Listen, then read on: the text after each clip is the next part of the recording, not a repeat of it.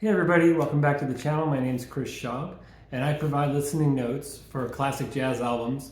If you like the channel, like what I'm doing here, you please like, comment, subscribe.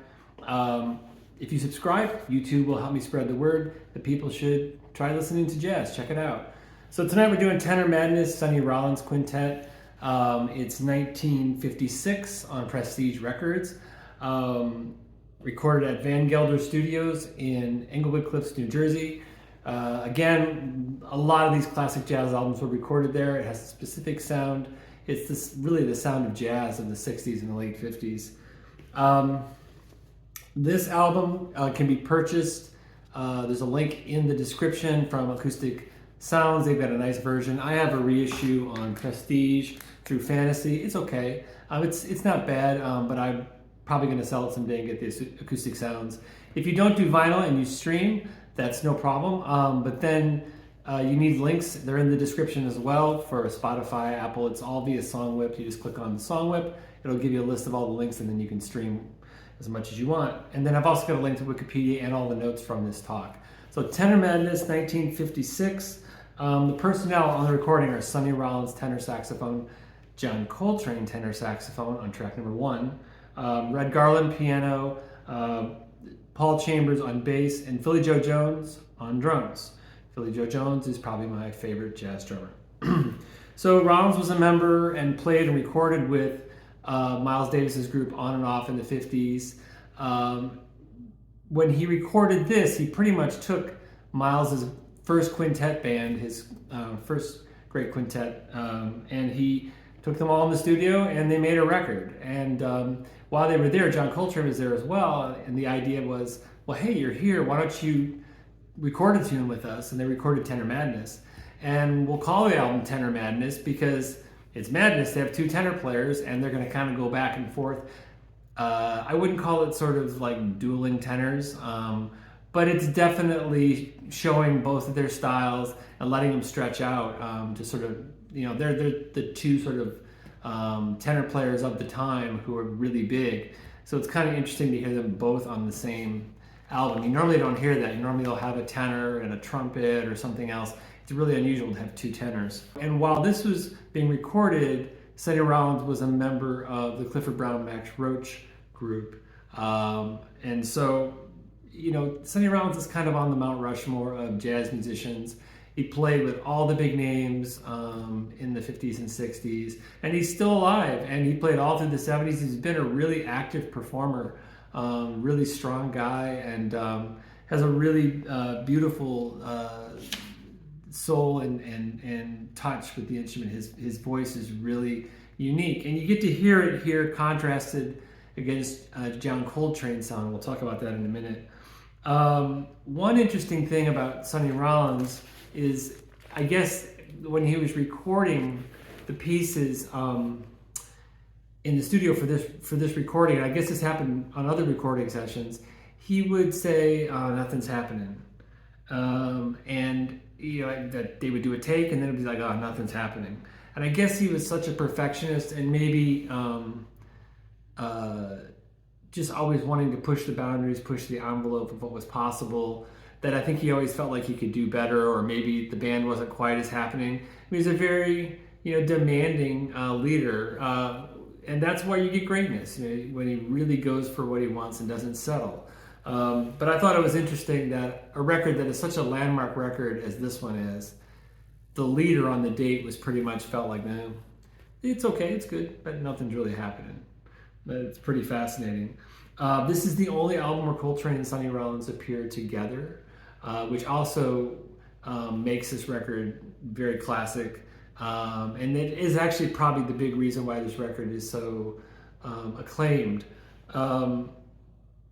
So let's talk about the tracks. Side A, Tenor Madness. Again, it's the two tenors, the dueling tenors, so you've got the sort of madness of that concept. I guess Tenor Madness, the tune, was first recorded as Royal Roost under a different name by Kenny Clarke years earlier. And so, in jazz, you do have derivative works, people taking tunes, making other tunes, same chord progressions, different melody or similar melodies. So that's happening here. And it's a 12-bar B-flat blues form, so you know it's a pretty straightforward structure to it. It's a 12-minute song, okay? So Coltrane and Rollins really get to stretch out on this. So try to listen to the differences in the sound. When you hear the real smooth kind of more legato, maybe not legato, but definitely more smooth sounding tenor, that's gonna be Sonny Rollins. Coltrane's a little bit more aggressive in his sound. They're both smooth, but you'll know what I mean. You'll hear it. The second tune on this one is on side A, is When Your Lover Has Gone. It's by Einar Aaron Swan. It's a composer. It is a jazz standard. It has become a jazz standard. It first appeared in the James Cagney film Blonde Crazy. It's an A-B song form, 32 bars, and notice the chromaticism in the melodies. What is chromaticism? Well, if you have a scale, which if song form like A-B and scales and all this is a little bit like what the heck is this guy talking about? Is he on drugs? Go back and watch the first couple of videos because I go through what song form is and I talk about scales, and I sort of build up a little bit of music theory so that you can kind of get some of these concepts. So the chromaticism in a major scale, you would have like whole steps. So like do, re, mi, do, re, mi. Those are whole steps, okay? But if you're on a piano, do, re would be two white notes, C to D. So it's the black key in between the C and D is the half step, okay? And so chromatic motion is going up by half steps, not whole steps. And so this melody goes up chromatically and comes down chromatically. So try to notice that. It's something that is not unique, but it's an interesting note about the tune. Side B, Paul's Pal, written by Sonny Rollins for the bassist Paul Chambers. It's an AABA 32-bar song form. It has a nice bouncy melody. It's fun. It sounds like springtime. We're in springtime right now. Everybody's just kind of like planting flowers and doing all the things you do in springtime. And this tune kind of put me in a good mood when I heard it again. So maybe a good one for you for spring. The next tune on side B is My Reverie. It's by Larry Clinton and Claude Debussy. Debussy being the famous classical composer of the 19th century.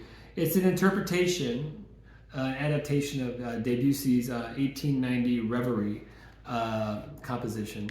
And that's not unusual for jazz musicians to take from classical music. I mean, the harmonic foundations of jazz come from Western classical music. And so a lot of jazz piano players were very enamored with the stylings of romantic composers. Bill Evans is a great example of that. He took a lot of his phrasing from composers like Ravel. But here again, we have a borrowing from Debussy. And then the last tune on side B is The Most Beautiful Girl in the World, Rodgers and Hart, Richard Rodgers and Lawrence Hart. And it's from 1935 musical Jumbo. So a lot of jazz standards and a lot of jazz vehicles, songs for compositions came from the theater and from movies. And why would they do that? Well, even though maybe we don't know these movies so much, these movies were the big hits of their day, the musicals were the big hits of the day. And so jazz musicians a lot of times would pick compositions that people would know and use those to improvise over because it gives the listener something to ground their ear. A great example of that would be like the Julie Andrews My Favorite Things from the movie.